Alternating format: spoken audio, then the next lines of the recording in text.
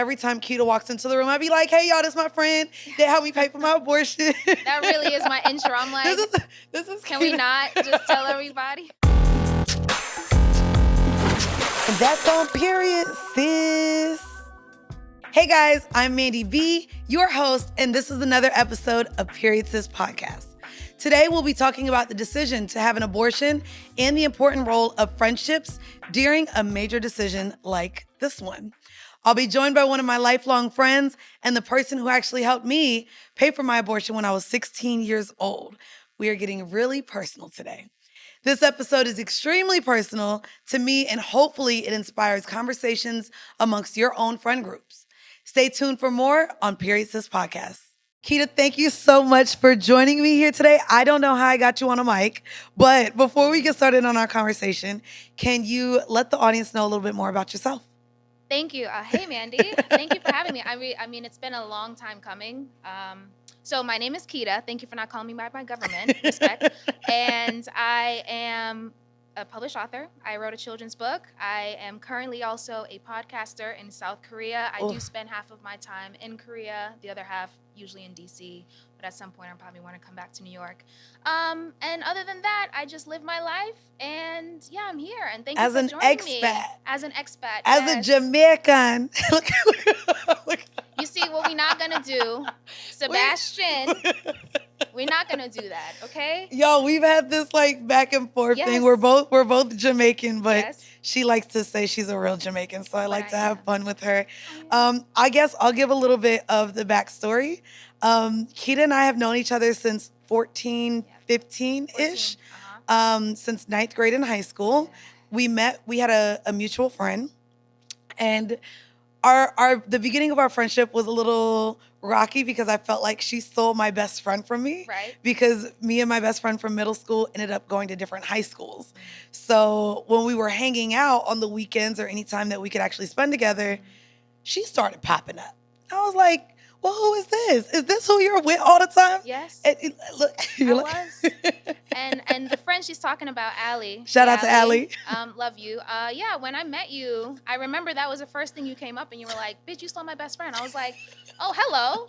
Hi, good morning. Nice to meet you. Because I think the first time I met you was during a basketball game, I think. So we went from teammates to competing against each other. Right. And you were playing that day. I was playing that day. Oh, that's right. And Allie was playing that and day. Allie was, and we played against each other. Oh, that's why. Okay. Yep. So this was our first time competing against each other in 3 years. Yeah. Because we had been teammates forever. Mm-hmm. So finally got to meet you. Yes. And I guess from there we did end up, we hung out quite a bit. We did. We were at the teen clubs together. Mm-hmm. We were at each other, Allie's house. You would go over, I would go over. Mm-hmm. And then I, in 10th grade, moved to Atlanta. Mm-hmm. So it became more of a phone friendship from there. Mm-hmm. And you reminded me that just even in talking, how I would call you and talk about this new life in Atlanta. Mm-hmm. And do you remember why we how that butted into being even more?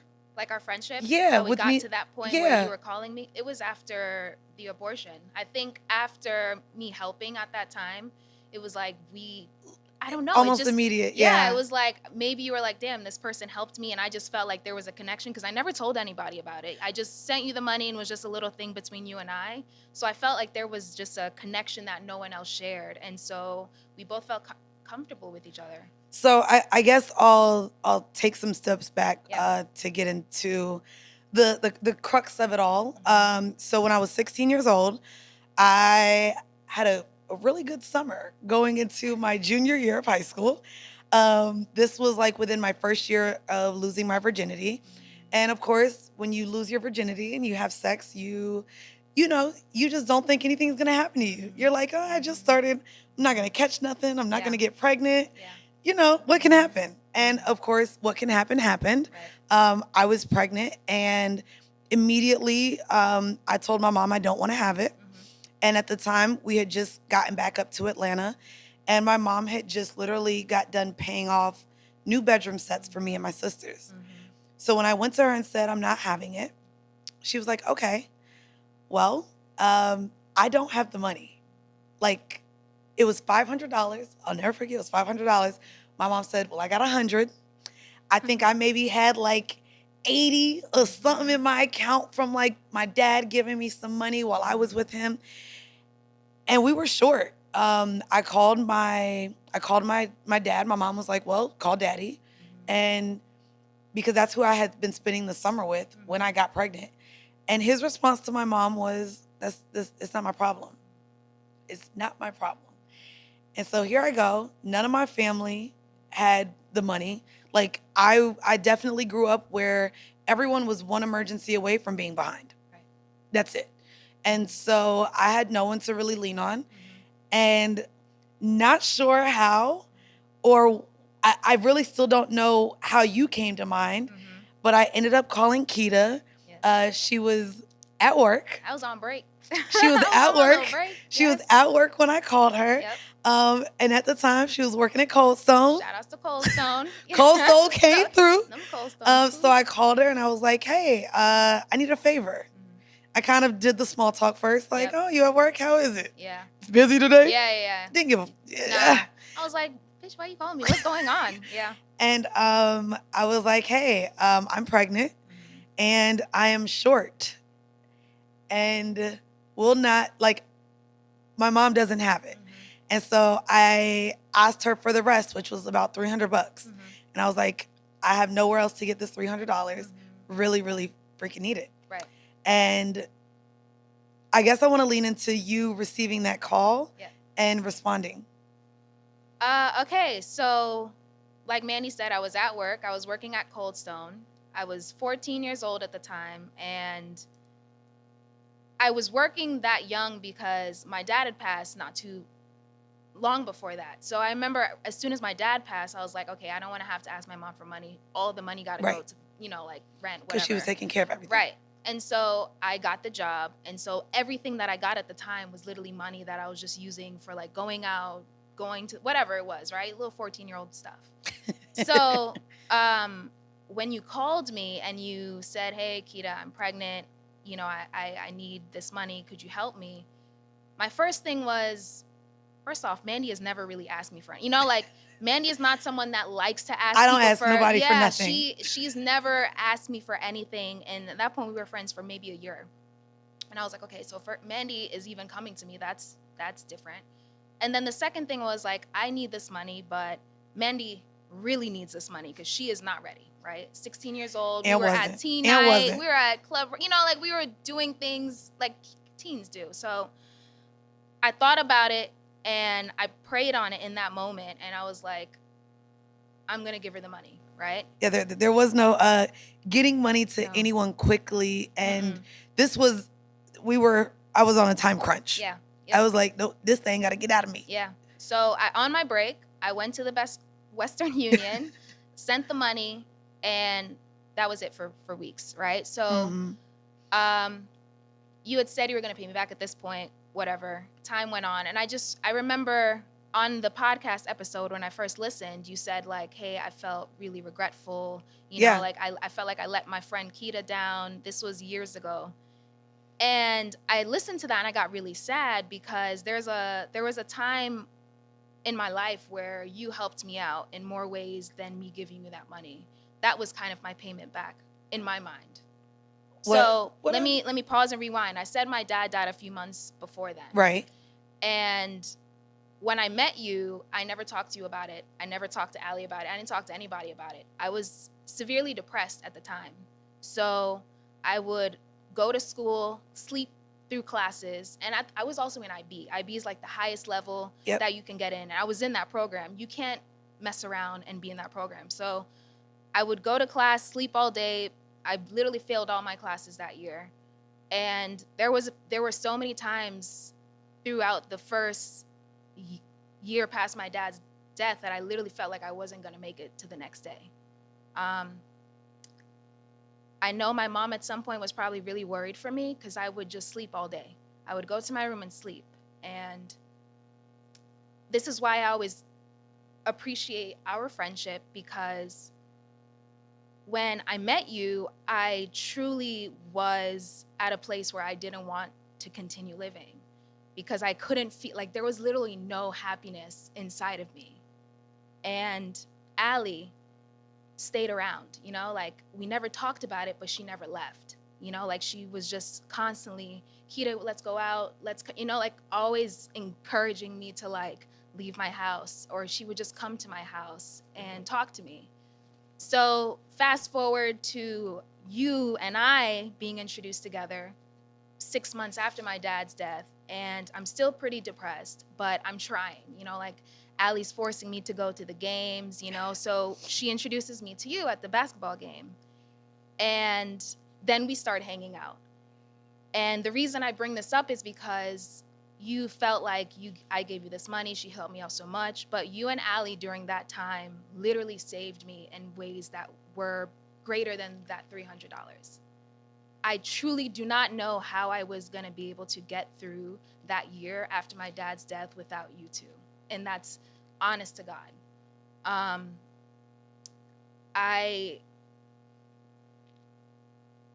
I'm thankful for you. I'm thankful for Allie. I know I've never told her this. I've never shared this with her. I've never even shared this with Allie. And it's also something the conversation doesn't go to your dad ever. It's never gone to my dad, because I don't like talking about that, because after my dad's passing, I felt a lot of my friends kind of left, and I'm not blaming them. We were 15. They didn't know how to handle a girl who's depressed, whose dad, you know, took his own life. So a lot of the friends that I came through middle school with kind of left. And so I felt really alone in that time. And that is why, like, I truly cherish you just being there, like going to the mall, you know, like going to whatever, and, you know, like watching you do all these things and us just bopping around Orlando. That brought me back. I literally felt like I could smile again and be happy again. And sophomore year, when I entered, I was in a much better place than I was that year, freshman year. So I just want to publicly say this to you. Thank you. Truly, truly, because you do not know how dark of a place that I was in at that time. And it's crazy because you're not talking about that. Mm-hmm. It's bringing back what you did for me at the time that you did. Yeah. It was one of those where I felt like I let you down as my friend, even having to ask you. At the time I did, I let my mom down. And I'm in the process of not only therapy, but writing a book. And so I'm also, I feel guilty that I've brought back all these feelings into your life and my mom's, because I never had the conversation with you. Like, even when we just talked about it a couple weeks, I paid you back. You did. I got my ass a job at Champs. Shout out. Shout out to Champs and Cold Stone. I got a job at Champs. Yeah. And as soon as I made money, I probably gave you my first check. I was like, I'm going to pay you back. You did. And I remember taking my ass down to Western Union, giving you back your money. Yeah. And then literally, I paid you back, and that was it. That was it. I never had the conversation with you. You knew I got it done. Yes. And literally, this was 16. I'm 33. So what is, here I am the accountant. I don't know, 17 years, 16 years. Don't let me embarrass myself. 17 years. That and sound right. the experience, my feelings at the time, whatever guilt, how it felt, what the doctors were trying to, when they were showing me the sonic, I never gave details. I never talked to, and you and my mom were pretty the two instrumental ones during that time. And so I guess to have the conversation this much longer, there's no regret of me making that decision, but there definitely is regret in not being considerate of what that money meant to you. I know we talked in that $300 back in 2006 may as well have been $50,000, and what it meant to you at the time with what your family was going through. And I felt like now I look back and I feel like it was so selfish of me. And it was just me trying to clean up my own mess, my own mistake that I feel like I made. And so I guess let's go back to us being 15. What were your thoughts on abortion then? I didn't have any thoughts on it because none of my friends were pregnant. You know, like I wasn't active at the time. So like I never had the pro-life, pro-choice. Like that was never Right. a thought in my mind. But let's be clear, I'm not a conservative as in like I vote red. No, Like, let's be no, very yeah. let's Be very, yeah, clean that up. Clean that up, please. No, Okay? it's just that your family was more strict even growing up. Like you were like, you about to graduate, you're going to college, you need to get married. Like there was more structure, I would say, than me growing up in a single parent household. Yes, for sure. I was raised, like I said, in a 2-parent household. I am Jamaican. I spent the first 7.5 years living in Jamaica. We went to a Christian prep school. You know, more we went religious, to church. Yeah, right. And so, yes, that was my life, but I never had this like, no, abortion is terrible. You know, it was never anything like that. But it wasn't even too much about pro-life, pro-choice. I was just gonna be there for my friend if I could, right? And I was able to. And so I wasn't. That decision wasn't like I'm more conservative in my views. It's just even I remember calling. Mm-hmm. You weren't like, bitch, how are you pregnant? What did you do? There was no shame. You didn't shame me for even being pregnant at the time, despite you not being sexually active and none of your other friends having experienced a pregnancy yet. Because clearly our friend got 2 kids now, so pregnancy is definitely a different conversation now. I guess now what are your thoughts about? Oh, I'm pro-choice. I'm very, very pro-choice. Women should be able to make the decisions that's best for them. Period. I don't understand why we have taken steps back. A lot of steps back. Many steps back. It's really disappointing, but I hope that, you know, we can take the proper steps to get that back in check, because we should be able to make the choices that we want. So you, again, not shaming me though. Right. How do you think other women can show up for their friends, even if their values and things don't align? I think just being a good person, really. Like I never judged you for it. I didn't care what you were doing. I judge myself more. You know? Yeah, you judge yourself more. I wanted to be a good person to you. I wanted to be a good friend to you. Like I said, you had saved me in a way that you didn't even know. I wanted to be a friend for you in that way because that's what you needed at the time.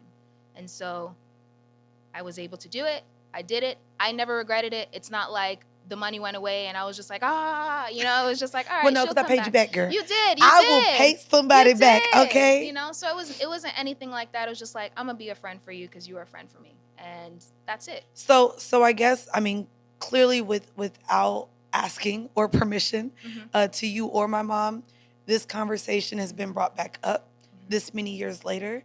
Not sure what it's bringing up into you at this time or what I've triggered. Yeah. Would you, though, advise people to revisit things from their childhood and talk to the people that were around during those things? Like, I would say, what has this conversation done even for our friendship? You know what? This experience with our friendship, we've grown closer within the last few weeks. I've seen you more in this year than I have in the last decade. Literally. We've popped in each other's lives. That's the invisible string theory. But like the what theory? Invisible string theory. That's what I was telling you. Like you always kind of. No, you didn't connected. Explain. What is an invisible string theory? I thought, okay, so it's basically like the person, you guys are always kind of connected throughout life. Years can go on, but for some reason, this person is like, I don't want to say soulmate, because you can have friendships and be a girl, you want to be my soulmate, girl? But no, you know what I mean. Yeah, like, I do. Even if we're gone literally to the other side of the world, you know, we'll kind of come back and there will always be this bond that is unbreakable, right? Years, kids, marriage, anything can happen, but we'll still always have a connection that I don't think can be broken, right?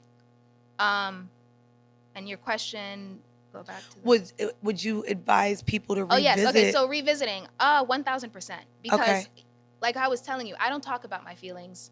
Yesterday was one of the first times I ever broke down and cried in front of you, really cried in front of a friend. I don't like to open up in that way. Me neither, but I be crying on camera all the time. I know, and it's crazy, ain't it? I had to hold back the tears, but it allowed me to heal a lot of things that I didn't heal at the time.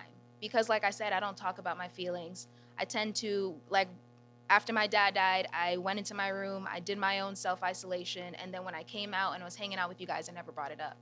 So for years, I had suppressed all of these feelings, this anger, this sadness, this loneliness, and you bringing it back up has allowed me to kind of move past those feelings of feeling alone and feeling neglected, because I wasn't alone. I had you guys, you know? So I am glad that you brought it up, because I can now look back at that time through different eyes. Yeah. Right? I can now look back at that time and say, yes, that was a really crappy time in my life. Yes, I was depressed, but I had friendship.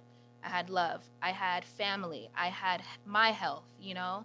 So I can now respect and just be happy for that time in a way that I never had before. So thank you for actually opening this can of worms, because it has Girl, we opened it. We got to close it now. The chapter. Oh no, really? I feel because like I'm we drained. don't wrote Oh, the chapter. God. Now let's go. Let's make another chapter together. No.